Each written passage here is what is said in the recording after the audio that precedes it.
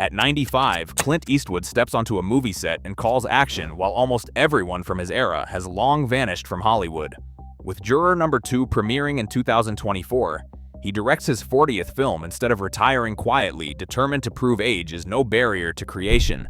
But what drives someone nearing a century to still chase originality, and what secret has kept him working when the world expects him to stop? Clint Eastwood was born on May 31, 1930 in San Francisco. Now, at 95, he stands on a film set, directing a major Hollywood production while most Americans his age are decades into retirement. According to the Bureau of Labor Statistics, the average worker leaves their job around age 64 or 65. By 75, fewer than 1 in 10 Americans are still working. At 95, the number is so small it barely registers in national surveys. In the world of film, the pattern is even starker. The Directors Guild of America points out that most filmmakers step away by their 70s. Even among Oscar winners and legends, few direct past 80. Yet Eastwood, nearly a quarter-century past the typical retirement age, is not only present, he is in command. While his peers have faded from the set, he is calling the shots on his 40th feature, Juror Number 2. The demands of directing, long days, and constant decisions, the pressure of guiding cast and crew, are challenges that would test someone half his age. But here he is, shaping another story, refusing to let time dictate when his work ends. In an industry and a culture where age often means stepping aside, Eastwood's presence is a quiet defiance of the numbers. He stands as living proof that the standard timeline for creativity does not apply to everyone. The question lingers: how has he managed to keep going when the world expects him to stop? In 1959, a young Clint Eastwood stepped into living rooms across America as Rowdy Yates on the television series Rawhide. The show ran for 8 seasons, making Eastwood a household name and giving him a first taste of stardom. But even as audiences came to know him as the rugged cowboy, he was already thinking about what came next.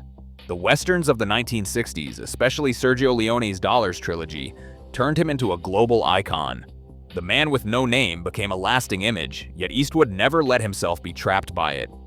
By the early 1970s, he made a decision few stars dared to try. In 1971, he directed his first feature, Play Misty for Me. It was a psychological thriller, a sharp break from his cowboy image and proof that he was willing to risk everything on a new role behind the camera. The move paid off. Over the following decades, he built a career that defied the usual rules of Hollywood longevity. Instead of fading or repeating himself, Eastwood kept shifting. He went from action hero to director, from westerns to dramas, from leading man to the creative force guiding every part of a film's life. As the years passed, the number of films he directed climbed, eventually reaching 40 by 2024. Each new project showed a restlessness, a refusal to stand still. Reinvention was not just a phase for Eastwood. It became his way of surviving in an industry that often discards its past heroes. The pattern was set early: never settle, never let the last success define the future.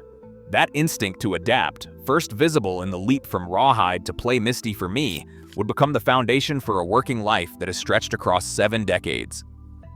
On set, Clint Eastwood's directing style runs counter to Hollywood tradition. He is known for moving quickly, often shooting just 1 or 2 takes per scene. Actors and crew describe a rhythm that feels more like a quiet conversation than a high-pressure production.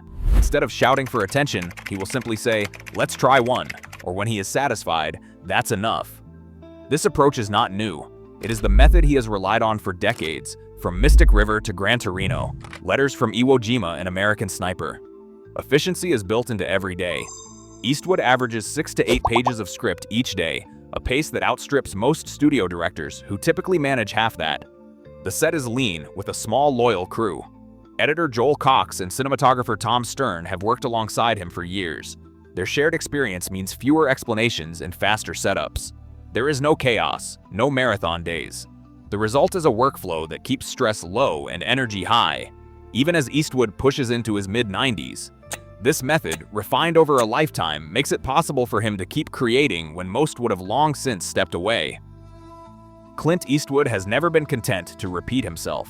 In 2025, he put that belief into plain words. In an interview, he said, "We live in the age of remakes. If I can't do something new, I'll stay at home."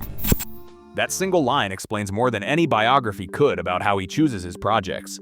For Eastwood, originality is not a marketing slogan. It is a personal rule. He looks at a script and asks if it brings something fresh to the table. If it feels like a copy or a safe bet, he walks away. This stance is striking in an era when Hollywood leans heavily on sequels and recycled franchises. Even though his own career once rode the wave of serial films like Dirty Harry, Eastwood is openly critical of the industry's comfort with repetition. His rule is simple: if a story does not challenge him or offer something untried, he would rather not make a film at all. That is the filter every new project must pass before it gets his attention. Juror number 2 stands as the clearest proof that Clint Eastwood's creative drive is not a relic of the past, but a force still shaping new stories. The film's premise is deceptively simple. A juror, played by Nicholas Hoult, sits in a murder trial and slowly comes to realize he may be responsible for the victim's death. Toni Collette joins him in the cast, bringing depth to a story that explores guilt and the blurry lines of justice. Production began in June 2023, with Eastwood, then 93, directing every principal scenes himself. By the time the film reached its world premiere as the closing night feature at AFI Fest on October 27, 2024, it had become his 40th feature as director, a number few in Hollywood ever approach.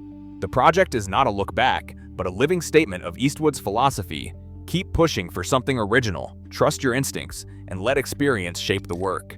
In every frame, Juror number 2 reflects the ethos that has carried him through decades, a refusal to repeat himself or slow down, even as the years advance.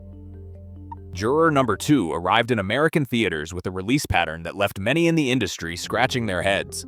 Warner Brothers put it on fewer than 50 screens nationwide, a number that would be small even for an indie debut, let alone the 40th film from a director of Eastwood's stature. Instead of a wide rollout, the studio shifted focus to streaming, offering the film on Max just weeks after its limited theatrical run. Across the Atlantic, the picture played on hundreds of screens in the UK, drawing larger crowds and more visible attention. Yet the numbers tell only part of the story. Critics delivered a 93% positive score on Rotten Tomatoes, and the National Board of Review named it one of the top 10 films of 2024. The tension between critical respect and commercial hesitation was impossible to ignore, a system that seemed unsure how to handle a serious, original drama from a 95-year-old legend. Clint Eastwood has never treated age as a finish line. In a 2025 interview, he said there is no reason a man cannot get better with age. That belief is more than a motto.